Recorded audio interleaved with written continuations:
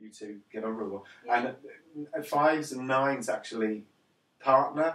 Yeah. Quite often, my grandpa was a 9, my grandmother was a 5. I've seen that combination perhaps being the most common Enneagram match. So they're sort of more reserved, so they're more like Eleanor's personality types, that little bit more reserved. Because 9s are a little bit more reserved as well. They kind of hold themselves back. Yeah. And so does a 5, but they're different energies entirely. Yeah. But I think you're with a 6 like me. Yeah. Dean's a 6, yeah. possibly with a 5 wing. Yeah. He's. I don't think he's a healthy 6 at the moment. Okay. He's got a lot of unresolved issues in his past. But again, it's, with the ex. And he's a typical man in dealing with it and go, well, I'm not going to go and have any sessions. Yeah. He laughed at me when I talked about counselling in the past. He's laughed at me. Yeah. And I get a little bit upset with him over that, but, that's his choice. And he will go and think about it. He always does, but I think...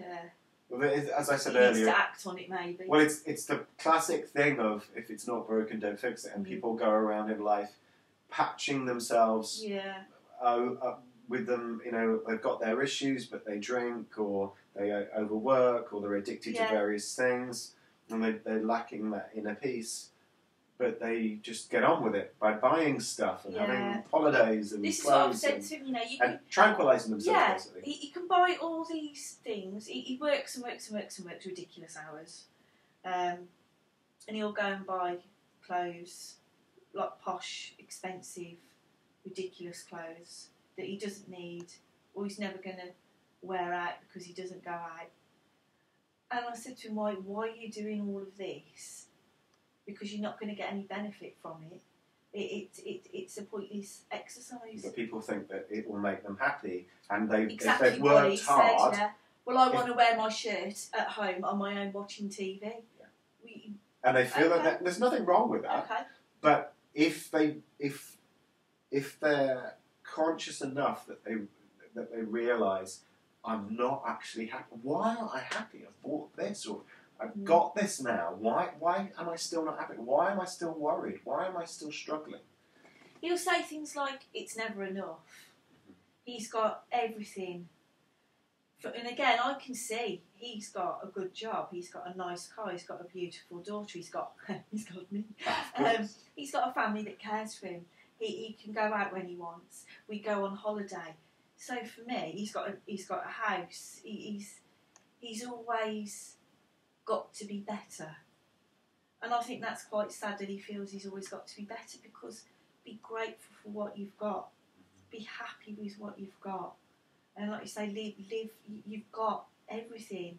Most people would look at you with envy, and you're still not happy with what you've got. Why are you not happy with what you've got? It's a classic neurosis in society. And he will go on like, well, my sister, she's got a big 4-bedded house. She's got this job. They're always going on holiday.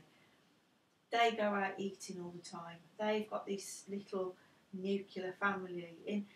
And it's another thing I'll say to you, but you're trying to compare us to people, but you don't actually know what goes on behind closed doors. And you think that all relationships are fairy tales and Disney. And I said, it's not. It's quite normal to argue or disagree. It's quite normal to perhaps get a bit irritated with your other half, but it doesn't mean to say the relationship's falling down. It's just part of learning and growing and changing and being with each other, and it's about it doesn't matter what's happened, I still love you. There's you can't understand people. I'm a miserable bugger. I'm a right old sod, but that's okay. That's who you are. Chill out a bit. It's fine. So he just... But people can't chill out because the unconscious patterns that are running in their mind are so ingrained, because they're based on old fears, on old issues, either traumas or conditioning, that says that you've got to be a certain way. You mentioned about, I'm not good enough. Maybe that's related to parents or something. I do worry, because his mum's wonderful and his dad's lovely, but I do wonder if his mum has had influence on his behaviour. She's a very strong. Well, she would have, because she's the mother, and it's whether it's positive or negative. She's most definitely the matriarch of the family. Okay. And she is, I would say, quite controlling. She likes to be in control. She's not a nasty person, not by a long shot. I get on with her very well. She's lovely. She's a Pisces. But she has to be in the know. She has to have an opinion, and she has got a very strong opinion on most things that happen within the family.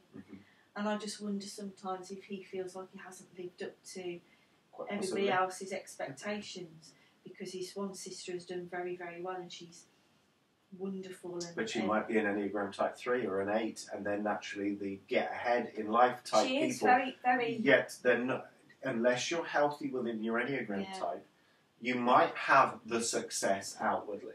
But I've seen through Skype and in person so many successful people who are sometimes multi-millionaires, and they're the most miserable people, and they will admit to the fact that they are, because they can't find happiness. Money for them isn't an issue.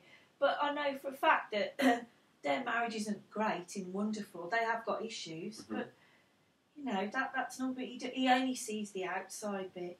Like, they've got 2 beautiful daughters, they've got these wonderful cars. I'm like, but you're looking at people from the outside. You do not know what goes on the inside, and you need to stop looking at other people and just look at yourself. But that, as much as consciously as you're doing, that's like counselling, isn't it? Yeah. That's what you need to do. And you go home and go, right, that's what I need to do. And what happens? The unconscious mind goes, you're not good enough, you're not good enough. And that's why you need tools like EFT and all the other things that I've used with you and used with clients over the years to reduce that level, that noise in the head, or the thoughts, or the emotional intensity, which is created by the thoughts based on beliefs, and to bring it all down so that you can go down and sit in your home and go, I feel rational about that. Yeah. That's how it works. Okay, well, I think this is just doorbell. That means that's the end, I should think. So thank you very much indeed. No, that's fine.